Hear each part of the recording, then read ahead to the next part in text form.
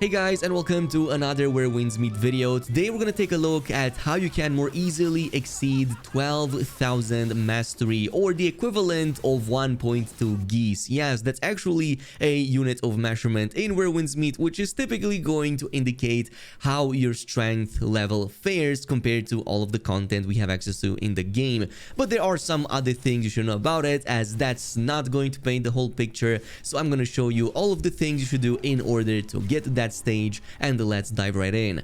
Now, obviously, one of the biggest contributors to increasing your mastery and getting much stronger is going to be your solo mode level. Currently, our breakthroughs are kinda time gated, but as we progress to rank 7, then 8 and 9 and so on, that's going to be the biggest contributor of them all. Right now, if we were to judge level 6 that we currently have for next 3 more days, the maximum hard cap we can likely reach with our current level 6 in clarity is going to be just a little bit over 13,000 if you fully optimize everything and get the best possible rolls and whatnot, which you still have some time for if you want to do it for the sake of it, as that's going to further help in the arsenal system later down the line anyway. But if you can reach at least 12,000, that's going to put you very close to some of the top spots.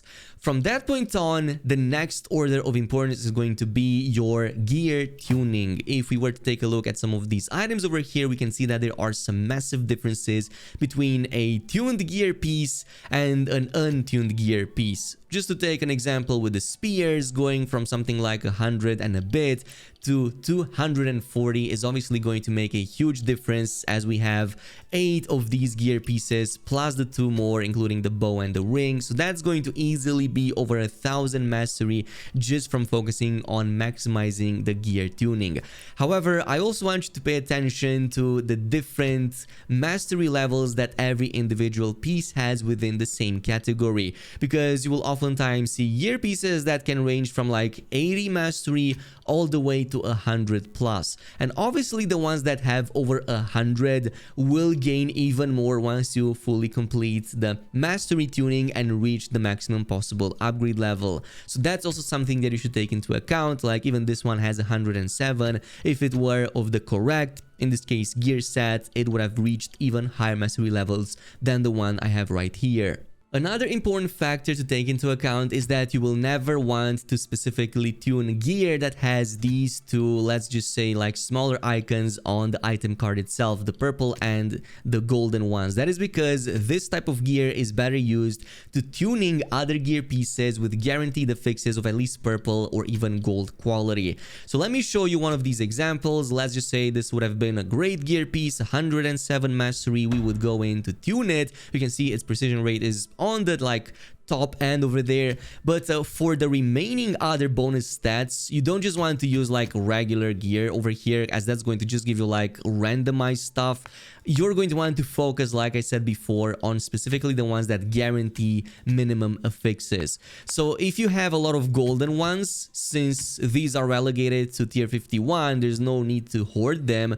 You will want to actually use 3 of them in this case, which is going to guarantee that 3 of the remaining bonus stats over here will be legendary. You only need 3 of them, by the way. The last one, even though it's not filled, you can just put an XP one here and it's still going to be a golden one. If you were to use, let's just say, another golden one or even a purple, it's just such a waste, because now you're wasting 2 more pieces that could have gone on a different gear piece. So don't do that. 3 is more than enough. If I were to go with 2, you can see the last one is still randomized, but if I were to go with 3 of them, it guarantees that all 3 of these stats will eventually be golden. So that's going to be a massive increase. We have much better stats, and that translates to a lot more power.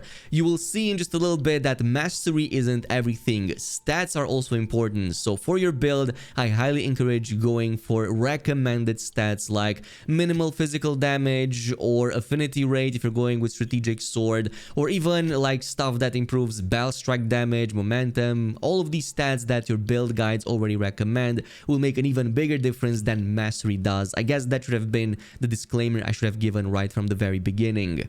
Then we have the martial arts. I always said if you didn't max these out for your current build, you're absolutely playing wrong, but just to show you how big of a difference between level 20 and 55 is, it's almost going to be 1,000 mastery just from that. So going to level 20 here, you can see we just lost 1,000 plus mastery. So that's how much of a difference we have at just the level 55 we have right now. It's going to increase even more once we get to like 56, 60, 65, and so on and so forth. So that's going to be in the thousands of mastery that we're going to gain by focusing on the martial arts themselves.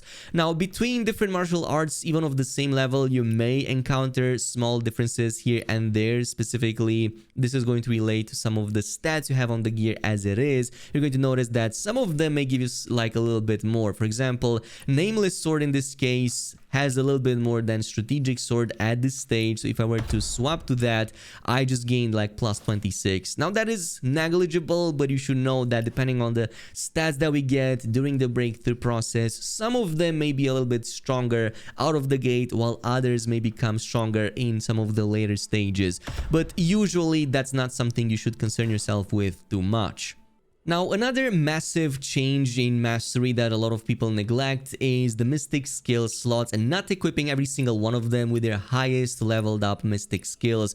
Just to show you an example, if I were to take these out of their slots right here, all 8 of them, that's going to be minus 1,000 plus mastery. That's how big of a difference these can make at just 2 tiers of levels. So that is why you're going to want to focus on all of the mystic arts you use the most that deal the highest damage. Level these up, upgrade them to the current maximum, which is level 55 or the second tier, and that's going to already make a big difference. So anything like, for example, the Soaring Spin, max that out if you haven't already. This is a massive boss damage dealer. Also, Drunken Poet and Dragon Breath, amazing combo, and also give a lot of extra damage and bonuses. Free Morph, if you do a bit of PvP, can help with that as well. Plus, it's also going to help in PvE, but also focus on maxing out these Meridian Touches, Celestial Seizes. They are useful in boss encounters too, especially those for single players. So if you max these out or get close to that, that's going to be an easy 1,000 plus mastery that you can get on top of all of the DPS they will provide. Now, a very interesting topic is that of the inner ways, and this is going to be one of the main examples of why mastery points aren't everything, and where a lot of like the functionalities you get from these specific upgrades make a bigger impact in real combat conditions. So although you're not going to get quite as many mastery points from your inner ways, at least not right out of the gate, that is because you don't have that much control over their upgrade path with all of the RNG involved in getting these nodes over here. It more than makes up for it with the changes in functionalities. So there's a huge difference between playing or not playing with something like the Sword Horizon and the Wolf Chaser's art, for example, for our strategic sword builds, with all of the extra follow-up attacks that you gain on the way, plus massive buffs and easier to get buffs. That's going to translate to a much bigger change in your DPS compared to some arbitrary numbers here on your screen. That is why I wanted to show you that those numbers are not everything and extra functionalities play a bigger role. Eventually, they will catch up in the number of mastery points that they give, but in the meantime, don't be surprised that they give slightly less mastery points compared to everything else until your RNG catches up to you and you can reliably invest deeper into their own specific skill trees. Now, like I said in the previous video from before, one of the most important aspects about this is you're going to want to focus on recycling to max them out to the current levels you have available. And one of the best ways of doing so is going to the tips exchange and starting with especially the chests most appropriate to your current build. Like example here being the blue one, as it focuses on strategic sword. So you have 600 of them, I believe, every season. Like I said before, I'm finding conflicting information. Some say they don't reset, others say that they reset after the season ends and the new one begins. So if that happens, that's actually really good. But in the meantime, we're kind of stuck after 600 to resorting either to other means or just trying to go for the general inner way nodes, such as the ones provided from Morale Chant. As you can see, they drop from every single one of them, and you're going to constantly want to focus on specifically only the 4 or maximum 5 inner ways most appropriate to your current build. And and everything else you will want to transform into vintage booklets via recycling. That is why I recommended before, like you can see here, I've already marked as important the ones I don't want to recycle this way. There's a button here on the top right corner that's going to prevent that from accidentally triggering, but everything else can be pretty much transformed and recycled, so you can funnel into more chests and getting the stuff out of it. And once you are going to change your mind, or maybe you want to swap to a different build, that's when you're going to use conversion. Of course, going in between whatever type of other build you want to jump into, you will just want to keep into account the fact that it's going to only work with inner ways of the same category. So for example, if you want to change to, I don't know, sword morph, it will only work if you change from your sword horizon and so on. Now, from this point on, everything else will be a lot more incremental. You're not going to see a big spike quite out of the gate as it was with the case of martial arts and tuning, but they will still help long term. So this includes pretty much all of your talent trees, both the basics and the ones provided from the oddities. In the case of your basic talents, pretty much every skill unlock, I believe, provides about 20 extra mastery points. So since we have quite a few of these, I believe in total at least like 34 or 35, that's going to translate over time to about a difference of 700 plus mastery, give or take. And as you can see over here, like I said before, a lot of these eventually unlock only if you progress to at least that level of mastery. So to go to the maximum of your max physical attack, you will need at least like 13,500. For the other one, at least 13k. So you will see that there's minimal mastery requirement to progress and grab some of the subsequent upgrades in this tree as well. For the oddities collection, the change is going to be even smaller per point. I believe that at the maximum they give about like +6 for every single one of those points, and you will notice that not every single one of the points is going to be a stat or character upgrade. Some of them will just affect open world like drops and whatnot. So in this case, the numbers you get here are much smaller, but still quite significant and worth pursuing fully to max out everything inside of them. That's still going to be a few hundred point difference that will help again push you over that threshold to unlock other stuff later down the line that may further increase your stats even more. Now, obviously, combat effectiveness isn't the only metric you're going to be using in this game, as you do a lot of other activities as well, especially if you perform like daily stuff like healing other players and trying to progress in your sect levels. Professional levels also play a huge role here with the scholar and the healer.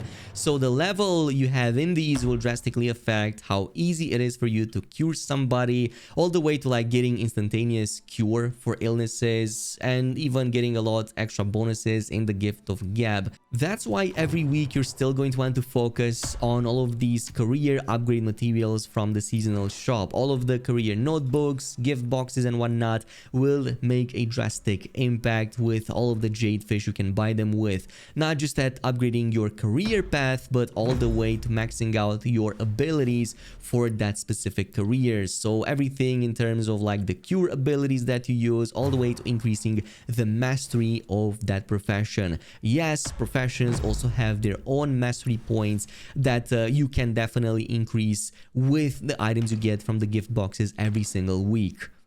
Now, on a final note, one other thing I wanted to mention in terms of increasing your power in real terms, not just like the mastery points, is looking at the path guide, and for the most part, try to follow them for the time being. You will get a lot more benefits out of it. The gear set combinations will benefit, the switch playstyle between those two martial arts you're using, plus the inner way combination for the most part will benefit both your weapons at the same time, meaning that you don't have to invest quite as much. And it's not just that, it's the martial art synergies between them. Just to give you an example, while yes, you could go with strategic sword and then combine it with something else because you like the playstyle, that would mean replacing something extremely strong like the Heaven's Quaker spear, and specifically the Sober Sorrow buff with the river flow. The 20% damage on this is absolutely crazy, and because we already take advantage of the Wolf Chaser's art, it's so much more easy to apply that buff, have a very high uptime on it, plus you can even extend extend its duration,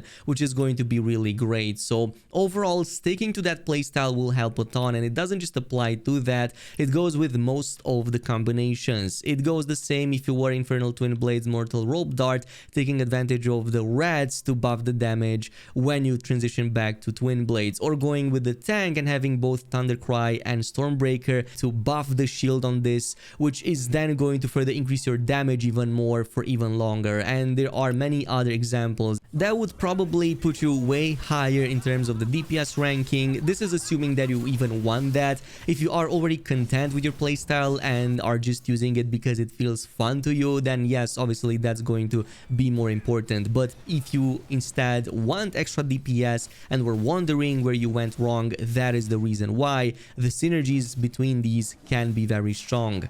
Anyway, that about concludes today's video. Thanks much for watching, and until next time.